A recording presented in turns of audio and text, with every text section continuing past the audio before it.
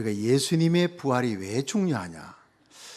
예수님의 부활이 바로 우리의 부활의 첫 열매가 되기 때문에, 이 사실을 깨닫지 못했던 베드로는 예수님 부활하셨지만 자꾸 도망칩니다.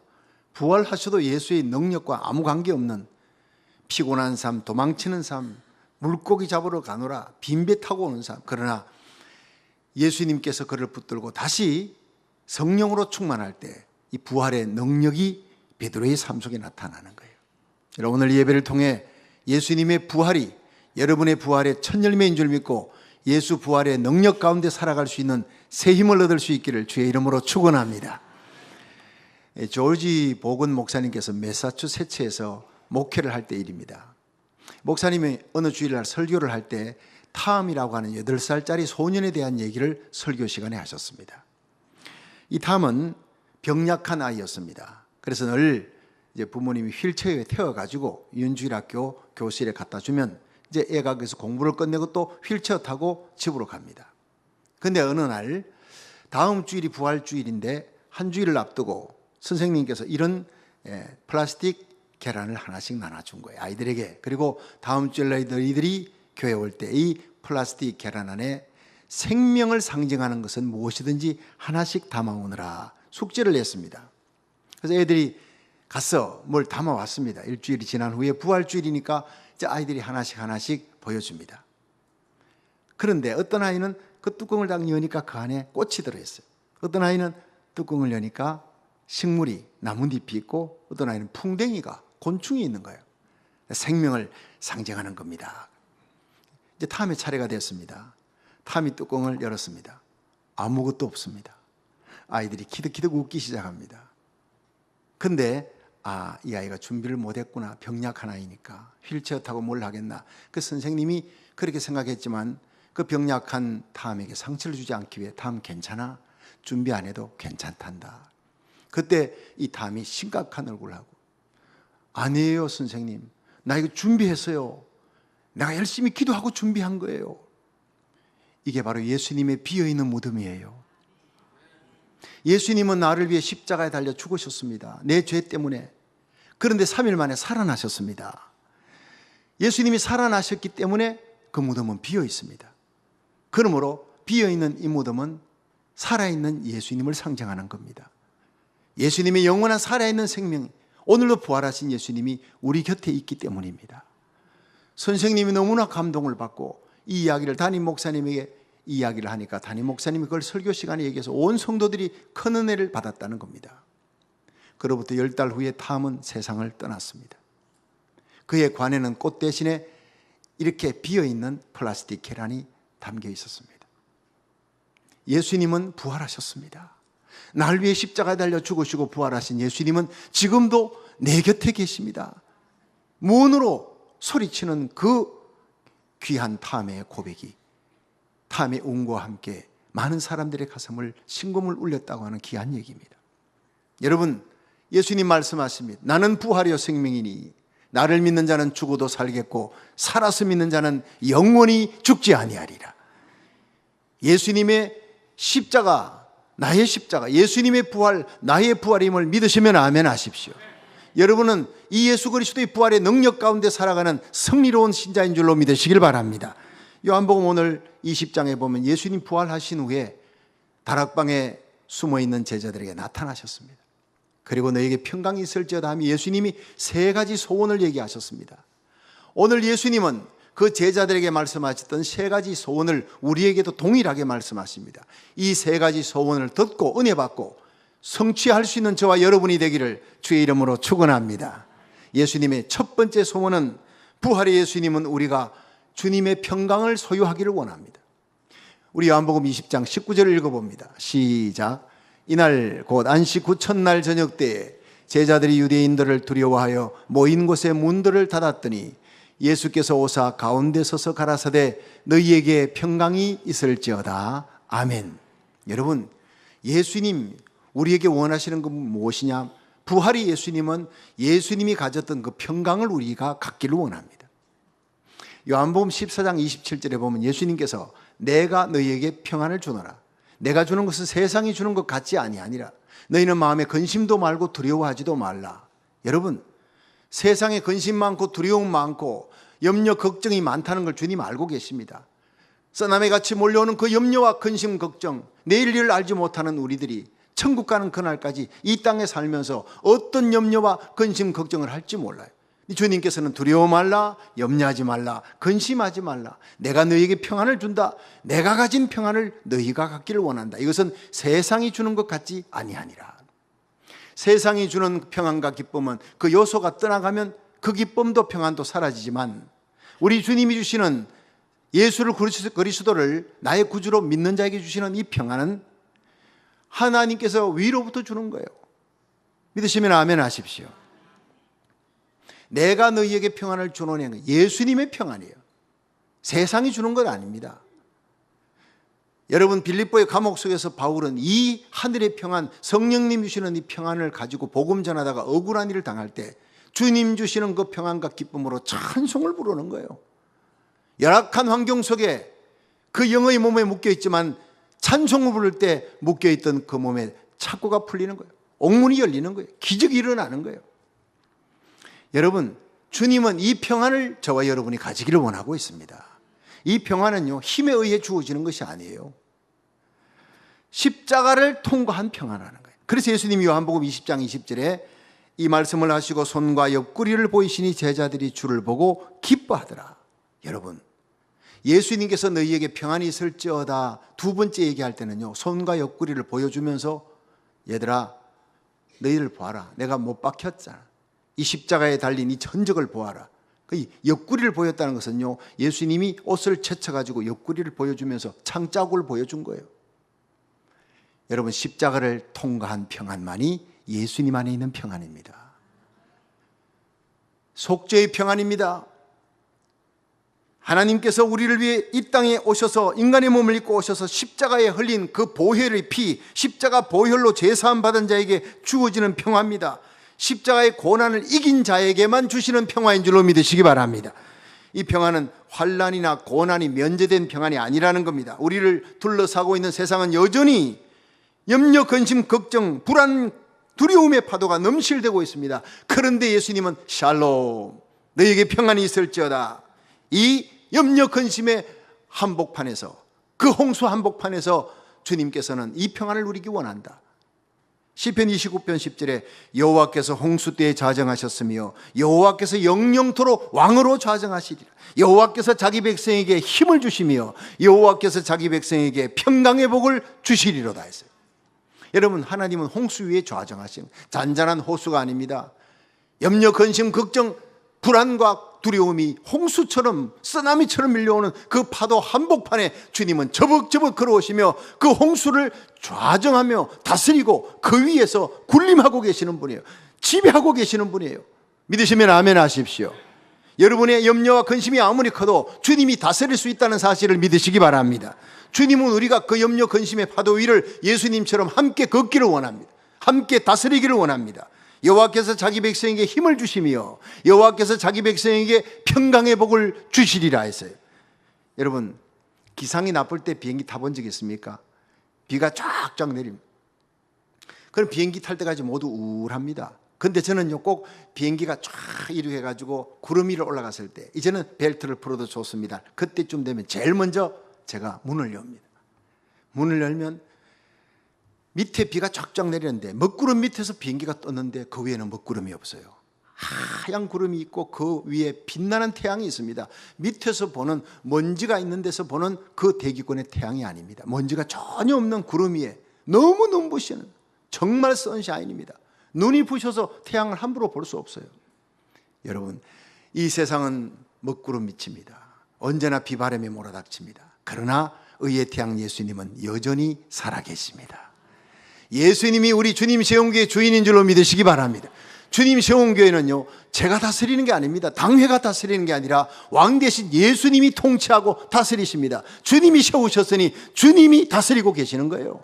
주님이 주의 종을 다스리고 여러분과 저를 만나게 하셨고 우리 교회를 통해 사명을 이루도록 힘을 주실 줄로 믿으시기 바랍니다. 의의 태양 대신 주님을 바라보세요. 믿음의 주에 온전케 하시는 예수를 바라보라. 저는 그 앞에 있는 즐거움을 위하여 십자가를 참으사 부끄러움을 개의치 아니하시더니 마침내 하나님 보좌 우편에 앉으셨느니라. 너희가 피곤하여 낙심치 않기 위하여 죄인들이 이같이 자기에게 거역한 일을 참으신 자를 생각하라. 여러분, 우리가 그리스도와 함께 다시 살리심을 받았으면 위의 것을 찾으십시오. 그는 그리스도께서 하나님 우편에 계십니다. 먹구름 넘어 계신 의의 태양 예수님을 바라보십시오. 예수님을 찾고 예수님을 생각하세요. 우리 생명이 그 안에 감추어져 있습니다. 우리 생명 대신 예수님이 이 땅에 오시는 그날 우리도 영광 가운데 그와 함께 다시 나타날 줄로 믿으시기 바랍니다. 우리는 죄인이 아니라 의인입니다. 왕같은 제사장 하나님의 자녀예요. 예수의 피를 들고 은혜의 보좌 앞에 나가 예배드리면 언제나 영광의 하나님이 우리에게 은혜 주시고 세임 주시고 병든 자를 치유해 주시고 넘어진 자를 일으켜 주시는 줄로 믿으시기 바랍니다. 그렇습니다. 요한복음 16장 33절에 이것을 너희에게 이름은 너희로 내 안에서 평안을 누리게 하려 함이라. 세상에서는 너희가 환난을 당하나 담대하라. 내가 세상을 이겼느니라 했어요. 예수님은 죽음에서 부활하신 분, 세상을 이긴 자예요. 마귀 권세를 이긴 자예요. 정욕을, 시험을 이긴 자예요. 그래서 우리가 시험 들 때 주님을 붙들면 이길 수가 있습니다. 마귀가 달려올 때 우리는 주님을 붙들면 마귀는 한 길로 왔다가 7길로 도망가는 것입니다. 오늘 어떤 질병 가운데, 염려 근심 가운데 여러분이 묻고 있는 어떤 쇠사슬이 있습니까? 주님을 붙들면 모든 쇠사슬이 풀리게 될 줄로 믿습니다. 염려 근심이 사라지는 거예요. 우리 성도들이 부활신앙을 가지게 되면 주님이 우리에게 평강 주시는데 이 평강에는 기쁨이 따릅니다. 그냥 피스 평화가 아닙니다. 견딜 수 없는 조이풀, 기쁨이 막 넘치는 거예요. 그래서 바울과 실라가 매 맞고 억울하게 감옥 들어가는데 거기서 찬송하고 기뻐서 견딜 수 없는 거예요. 여러분, 문제의 쇠사슬이 풀리기 전에 먼저 부활의 주님이 주시는 이 평강과 기쁨이 넘치기를 축원합니다. 그 기쁨으로 찬송하기를 축원합니다.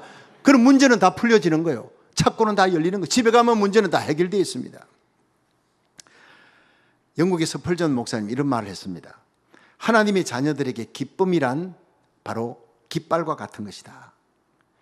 영국에 가면 왕족들이 사는 캐슬 성이 있습니다. 그런데 엘리자벳 여왕이 사는 그 캐슬 성에는요, 엘리자벳 여왕이 없을 때는 깃발이 오르지 않습니다. 그런데 그 여왕이 그 성 안에 있을 때는 깃발이 올라갑니다.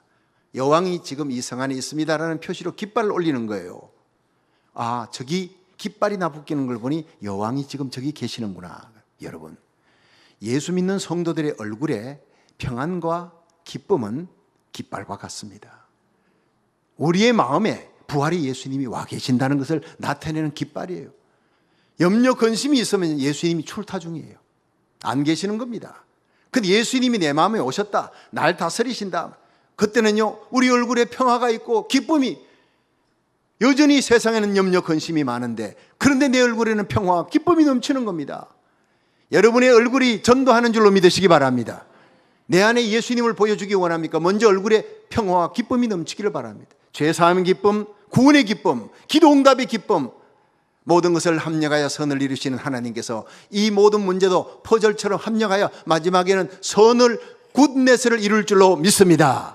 그럼 지금 감사하는 거예요. 지금 당겨서 하나님 앞에 감사하고 찬양하는 승리로운 신자가 되기를 주의 이름으로 축원합니다. 그런 성도의 삶은 끌려가는 삶이 아닙니다. 맞이하는 죽음이에요. 죽음도 맞이하는 거예요. 그래서 사도 바울은요, 사나 죽으나 내 몸에서 그리스도가 존귀되기를 원하나니 이는 내게 사는 것이 그리스도니 죽는 것도 유익함이라. 죽음이 와도 나는 환영하는 죽음, 끌려가는 죽음이 아니라 당당하게 찬송하며 죽음의 길을 가는 거예요. 그래서 많은 순교자들이 원형 경기장에 끌려가면서도 기쁨이 넘쳐서 찬송하며, 사자들이 달려오는데 거기서 찬송합니다. 코바디스를 보십시오. 사자들에게 물려 죽은 그들을 네로 황제가 내려가서 보니까 이 사람도 웃고 있네, 저 사람도 웃고 있어. 이거 다 미친 거 아니야? 네로 황제가 볼 때는 다 미친 거죠. 어떻게 죽는데 그렇게 웃으면 죽을 수 있느냐? 그것이 바로 부활신앙을 가진 기독교인의 특권입니다. 사자들이 달려와도 물려 죽고 찢겨 죽으면서도 다 웃으면서 갈 수 있는 곳, 우리에게는 천국이 기다리고 있기 때문에, 부활이 있기 때문에.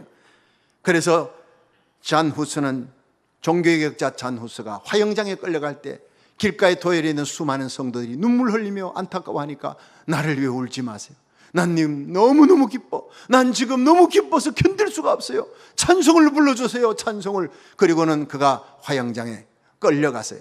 장작더미에 올라가 묶여서 마지막 불이 붙어서 온몸이 타오를 때 그는 찬송을 부르며 끝까지 찬송을 부르며 순교했다는 기록이 있습니다. 그 찬송, 그 기쁨이 어디서 옵니까? 부활의 예수님을 나의 구주로 맞았을 때 주님이 주시는 참 기쁨과 평강인 줄로 믿으시길 바랍니다. 여러분, 나사렛 예수의 세계는 부활의 세계예요. 예수님을 구주로 영접한 성도들은 새 생명을 갖고 산 소망을 갖고 살아가는 사람들입니다. 이 배역하고 불의한 세상에서 의롭게 살고 진리대로 살고 생명의 복음 전하며 살다가 주님 오라 하시면 언제 어느 때고 환영하는 죽음, 맞이하는 죽음으로 아멘 주 예수여 어서 오시옵소서 주님을 맞이할 수 있기를 주의 이름으로 축원합니다. 두 번째, 부활의 주님은 나도 너희를 보내노라 라고 이렇게 말씀하십니다. 요한복음 20장 21절을 읽어봅니다. 시작. 예수께서 또 가라사대 너희에게 평강이 있을지어다. 아버지께서 나를 보내신 것 같이 나도 너희를 보내노라. 아멘. 여러분, 보낸다는 말이 무엇이냐? 아포스톨로스예요. 아포스톨로스는 사도라는 뜻입니다. 하나님께서 나를 보낸 같이 나도 12사도 너희를 보낸다 안수하고 보냈습니다. 예수님께서 전도할 때 그렇게 보내는 거예요. 똑같이 예수님은 오늘 우리들을 보내신 겁니다. 내가 너희를 보낸다라고 말씀하셨습니다. 여러분, 모세가 애굽 땅에 갈 때 자기 마음대로 간 거 아닙니다. 하나님이 불러서 출애굽기 3장에 가라 그랬어요. 내 백성을 구출해 오라. 순종하고 가서 지팡이 하나 갖고 가서 하나님의 말씀대로 사명 감당할 때 하나님이 기적을 10가지 기적을 행하면서 마지막에 홍해바다를 건너 이스라엘 백성을 구출해 옵니다. 사명의식입니다. 하나님이 나를 여기 보내셨다. 바로의 권세도 하나님의 권세 앞에는 무릎 꿇게 되어 있습니다. 사명 감당하는 자 앞에는요, 하나님께서 기적을 행하시는 거예요. 그 사명의식으로 온갖 어려움을 이기고 하나님의 백성을 출애굽시킨 이 모세처럼 저와 여러분이 사명 잘 감당하는 하나님의 백성, 내가 너희를 보내노라. 여러분, 우리의 삶의 자리에 누가 보냈습니까? 하나님이 보낸 거예요. 그 자리에서 사명의식 잘 감당하는 인생의 승리자 되기를 주의 이름으로 축원합니다. 여러분, 주님께서 우리에게 맡겨주신 사명의 자리에 목숨 걸고 십자가 끝까지 잘 지고 사명 감당하면 반드시 그 자리에 부흥과 기적의 역사가 일어날 줄로 믿으시기 바랍니다. 아프리카의 선교사인 리빙스턴이 아프리카에서 선교하다가 너무너무 고생하고 사자에게 물리기도 하고 그 알말라리아 병에 걸려 죽을 뻔한 고비도 넘기고 그러다가 그가 글래스고우 대학에서 초청을 받았습니다. 명예법학 박사학위를 준다. 이래가지고 갔습니다. 너무나 병약한 몸으로 초췌한 모습으로 피곤한 모습으로 강단에 올라간 거예요. 사람들이 보니까 너무 안 됐어요. 아프리카 원시림에서 아프리카 특유의 말라리아와 모든 그 열병 때문에 20번이나 쓰러졌어요. 그의 팔뚝에는 사자에게 물려 찢겨서 큰 상처가 있습니다. 이날 리빙스턴에게 글래스고 대학 총장이 그동안 아프리카에서 선교하느라 얼마나 고생했습니까? 그래 리빙스턴, 이제는 이 대학의 교수직을 맡아서 편안하게 지내십시오 하고 그렇게 요청을 했습니다. 그때 마이크를 잡은 리빙스턴이 나는 다시 아프리카로 가야 합니다. 내가 있을 곳은 글래스고우 대학의 교수의 자리가 아니라 아프리카의 선교의 자리예요. 많은 사람들이 자기 귀를 의심했습니다. 글래스고우 대학의 교수 자리를 모두가 못 올라가서 난리를 치는데 그 대학 교수 자리를 이런 지하에 나는 리젝트합니다. 나는 아프리카로 가야 됩니다. 왜냐? 그곳에는 맹수들이 기다리고 광야가 있고 밀림이 있고 언제 죽을지 모르는 어려움이 있습니다. 그러나 주님이 나를 거기에 보내셨습니다. 왕 대신 주님의 허락 없이 나는 거기서 함부로 움직일 수가 없습니다. 주님께서 나로 하여금 글래스고우 대학의 교수 자리로 가라고 한 적이 없습니다. 나로 하여금 그곳에 가서 끝까지 십자가 지라고 지금까지 내가 살아있는 것도 부활의 주님께서 함께 하셨기 때문입니다. 나는 그곳에 가야 합니다. 왜냐? 그곳이 바로 내가 죽을 자리고 그곳이 내가 선교할 자리고 그곳이 부활의 주님이 나를 보낸 자리고 그곳에 가면 어려움이 있습니다. 그러나 부활의 주님이 나와 함께 하십니다. 결국 그곳에 가서 선교하다가 세상 떠납니다. 그래서 리빙스톤 하면 세계의 모든 사람들이 추앙하는 사람이 되는 거예요. 존경하는 사람이 되는 거예요. 글래스고 대학의 교수 자리를 얻었다면 그 사람은 이름 없는 교수로 끝났을 거예요. 여러분, 주님이 가라한 그 자리, 목숨 걸고 그 자리를 지키기를 주의 이름으로 축원합니다. 사명의 자리. 하나님은 오늘도 고난의 십자가를 피하지 않고 주님께서 나를 이곳에 보내셨다 고백하며 죽기를 작정하고 사명 감당하는 자를 통해 일하시는 하나님인 줄로 믿으시길 바랍니다. 주님은 우리에게 명령하십니다. 나도 너희를 보내노라. 여러분 계신 그 자리가, 여러분 계신 그 직장이, 여러분 계신 그 삶의 자리가 바로 주님, 부활의 주님이 보낸 사명의 자리인 줄 알고 기쁨으로 끝까지 사명 잘 감당하시다가 주님 오라 하시면 주님 앞에 저와 여러분이 함께 들림받아 올라갈 수 있기를, 우리 자녀들을, 우리들에게 속한 자들 한 명도 잃어버리지 말고 영광스럽게 손잡고 주님 앞에 세워지는 그리스도의 강한 군사 되기를 주의 이름으로 축원합니다. 주님을 우습게 보지 마십시오. 과소평가하지 마십시오. 내가 내 인생의 주인이 아니고, 교회 내가 주인이 아닙니다. 내 인생의 주인은 예수님이십니다. 우리 교회의 주인, 우리 교회의 머리는 예수님이십니다. 미국 우리 조국 땅에 여러분 하늘과 땅의 모든 권세를 주신 주님께서 다스리고 계심을 믿으시기 바랍니다. 아무것도 염려하지 말고 오직 모든 일의 기도와 간구로 너희 구할 것을 감사함으로 하나님께 아뢰라. 그러면 모든 지각에 뛰어난 하나님의 평강이 그리스도 예수 안에서 너희 마음과 생각을 지키시리라. 우리가 기도하면 어떤 상황에서도 하나님이, 부활의 예수님이 평강을 기도 응답으로 주신다는 것입니다. 이 평강을 누릴 수 있기를 주의 이름으로 축원합니다. 마지막 세 번째, 부활의 주님의 마지막 소원은요, 성령을 받으라는 거예요. 성령을 받으라. 자, 한번 따라하겠습니다. 성령을 받으라. 요한복음 20장 22절 시작. 이 말씀을 하시고 저희를 향하사 숨을 내쉬며 가라사대 성령을 받아라. 아멘. 여러분, 교회 다닌다고 해서 다 그리스도인이 아닙니다. 성령을 받아야, 성령으로 거듭나야 그리스도인입니다. 하나님이 주신 영적인 힘을 받아야 그리스도인답게 살아갑니다. 목사라고 다 목사가 아니고 장로라고 다 장로가 아니에요. 권사, 집사, 성도들, 여러분 우리에게 주어진 직분 감당할 수 있는 능력이 우리에게는 없습니다. 의롭게 거룩하게 진리대로 살아갈 힘이 없습니다. 세상은 점점 악해지고 마귀는 점점 더 강하게 보이는데 우리는 점점 더 약하게 넘어지고 쓰러지는 우리가 어떻게 세상을 이깁니까? 어떻게 육신을 이깁니까? 성령을 받아야 될 줄 믿으시기 바랍니다. 주님의 마지막 명령이 제일 중요한 거예요. 너에게 평강이 있을지어다. 내가 너희를 보내노라. 그런데 위로부터 능력을 입지 못하면요, 어디를 가든 사명을 감당을 못한다는 거예요. 사람 강한 것 같아도 별거 없습니다. 아무리 학벌 좋아도, 인품이 아무리 좋아도, 아무리 오랫동안 훈련받아도요, 한순간 유혹에 넘어집니다. 사회적인 지위에 아무 관계없어요. 예. 교회 아무리 오래 다녀도요, 한순간 쉽게 넘어집니다. 그게 우리 연약한 거예요. 여러분, 아무리 그냥 엮기 가지고 훈련해가지고 그냥 역도산처럼 근육을 가져도요, 트럭이 갖다 박아버리면 추풍 낙엽처럼 쓰러지는 게 인간이면 아무것도 아닙니다. 예, 폼 잡지 마십시오. 예. 여러분, 시험을 이기시고 유혹을 이기시고 죽음의 권세를 이기시고 살아나신 예수님만이 우리의 힘인 줄로 믿으시기 바랍니다. 주님을 붙들게 만드시는 분이 누구냐? 성령이에요. 그래서 성령님이 바로 성령 충만 받으면 우리를 십자가로 이끕니다. 예, 십자가의 능력으로 살아가는 거예요. 여러분, 정말 기가 막힌 어려움과 고통 속에 있는 사람들이 많습니다, 우리 주위에. 근데 그 힘으로, 자기 힘으로 안 됩니다. 이는 힘으로 능으로 아니야 되나 오직 주의 신으로 되느니라. 그래서 예수님께서 세 번째 소원이요, 사도행전 1장 4절이요.